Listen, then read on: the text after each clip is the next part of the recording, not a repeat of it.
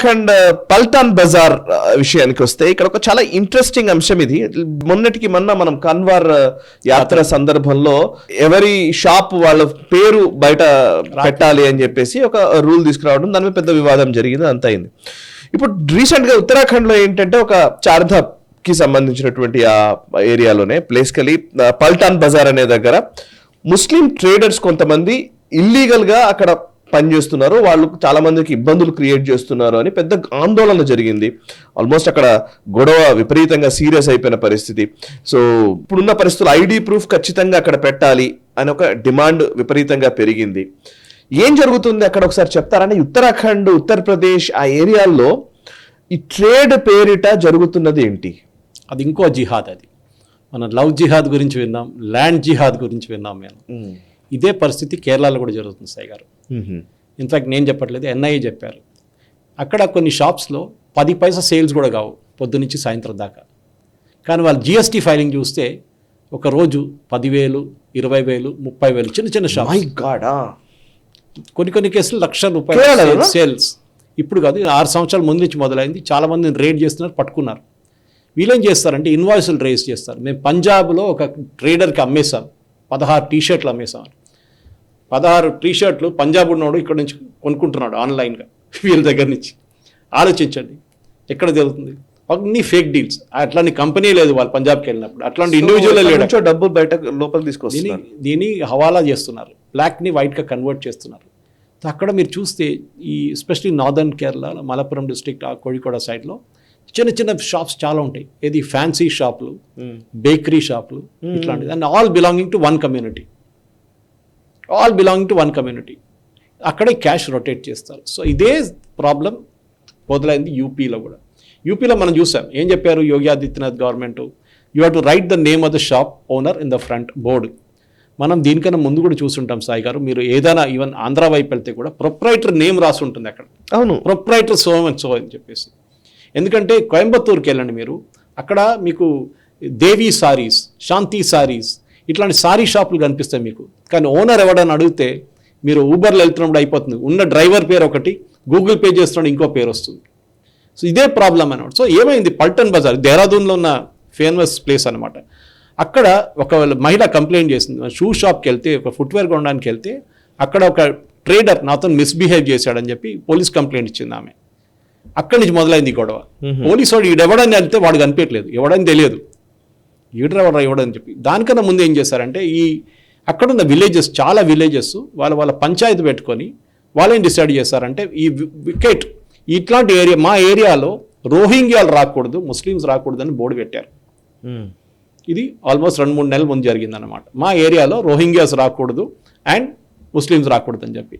So ఈ credentials check చేయడం అనేది అక్కడి నుంచి మొదలు. దాని తర్వాత పోలీసు వాళ్ళు ఏం చెప్పారంటే ఇట్లా పెట్టకండి, గొడవ అవుతుంది, మీరు మార్చుకోండి, లాంగ్వేజ్ మార్చుకోండి, వాళ్ళు అవుట్ సైడర్స్ నాట్ అలౌడ్ అని బోర్డు పెట్టారు. వాళ్ళకి ఇంటర్నల్లీ తెలుసు. ఇప్పుడు ఈ కేసులో కూడా ఈ మహిళ మీద చేసిన అత్యాచారం కానీ కూడా ఆల్రెడీ కేసు ఫైల్ చేశారు వాళ్ళు. సెక్షన్ 74 బిఎన్ఎస్ సెక్షన్ 74 ఫైల్ చేశారు. అది ఆ సేల్స్మెన్ ఉమర్ దావూద్ అని చెప్పి యూపీ నుంచి వచ్చిండు, బిజ్నోర్ నుంచి.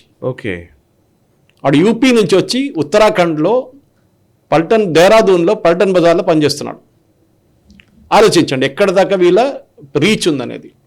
సో అక్కడ పోలీసు వాళ్ళు ఏం చేశారంటే గొడవ అంతా జరిగినప్పుడు, ఇంత పెద్ద ప్రొటెస్ట్ అని జరిగింది, అక్కడ ఉన్న ట్రేడర్స్ అని చెప్పారంటే వీళ్ళకి అసలు షాప్ వేయకూడదు ఈ కమ్యూనిటీ వాళ్ళకి, వాళ్ళని ఇక్కడ ఖాళీ చేశానంటే పోలీసు వాళ్ళు మాట్లాడని చెప్పారంటే మేము చెక్ చేస్తాం, అందరిది ఐడి చెక్ చేస్తాం, చెక్ చేసిన తర్వాత చూద్దామని. ఐడి చెక్ చేస్తే 134 మంది దగ్గర ఒక్క ఐడి లేదు.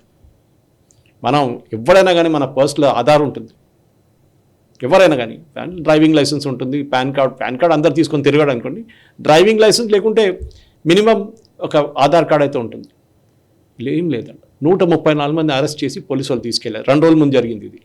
సో ఇప్పుడు ఏమవుతుందంటే ఈవెన్ ఎంప్లాయీస్ని ఇప్పుడు ఏమంటున్నారంటే షాప్ కీపర్స్ కూడా చెప్తున్నారు, మీరు ఎవరిని హైర్ చేస్తున్నారో, ఎందుకంటే ఇది రేపు ఏదైనా టెర్రరిస్ట్ యాక్ట్ కూడా జరగవచ్చు సాయి గారు.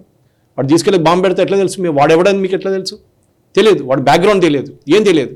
సో ఈ పర్టికులర్ ప్రాబ్లం మొదలైందంటే వీళ్ళు గ్రామసభ పెట్టి ఇప్పుడు ఏం చేస్తున్నారంటే అన్ని విలేజెస్లో ఇలాంటి బోర్డు పెట్టుకుంటూ పోతున్నారు.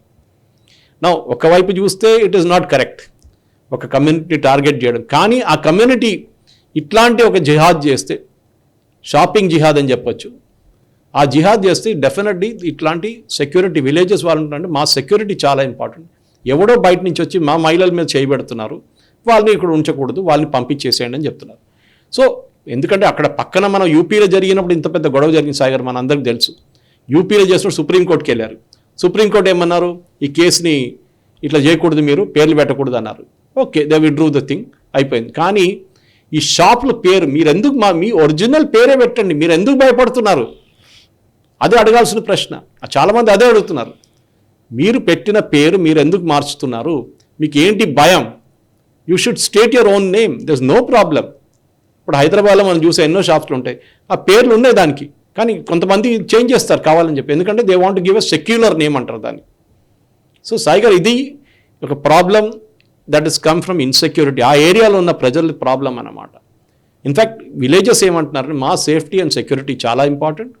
ఎవడైనా బయట నుంచి వచ్చినా కానీ వాడు విలేజెస్తో డిస్కస్ చేసి ఈ లా యాజ్ పర్ లా వాళ్ళు ఉండాల్సింది. ఎందుకంటే వీళ్ళు వస్తున్నారు పోతున్నారు, కొత్త వాళ్ళు వస్తున్నారు, కొత్త వాళ్ళు పాత వాళ్ళు వెళ్ళిపోతున్నారు. ఎవరు వీరం చేయలేదు. రోహింగ్యాలు ఉండొచ్చు, జమ్మూ కాశ్మీర్ వైపు చాలామందిని రోహింగ్యాలు సెటిల్ చేయించారు యూపీఏ గవర్నమెంట్ టైంలో. వీళ్ళు ఎక్కడి నుంచి వస్తున్నారో తెలియట్లేదు. సో డెఫినెట్లీ షాప్ కీపర్స్ దగ్గర కూడా చెప్పారు. ఇప్పుడు ఐ థింక్ సేమ్ థింగ్ హైదరాబాద్లో కూడా చేయాల్సింది సాయి గారు. ఎందుకంటే ఎవరైనా కానివ్వండి, they should be a check. Target చేయడం అని చెప్పట్లేదు, they should be a check definitely on this. ఈ వీడియో మీకు నచ్చినట్టయితే లైక్ చేయండి, 10 మందికి షేర్ చేయండి. అలాగే కామెంట్ల రూపంలో మీ అభిప్రాయాలను మాతో పంచుకోండి. Nationalist hub group of channels ను సబ్స్క్రైబ్ చేసుకుని తెలుగునాట జాతీయవాద జర్నలిజాన్ని ప్రోత్సహించండి. ఈ వీడియో కింద ఉన్న బెల్ ఐకాన్ పై క్లిక్ చేయడం మర్చిపోవద్దు.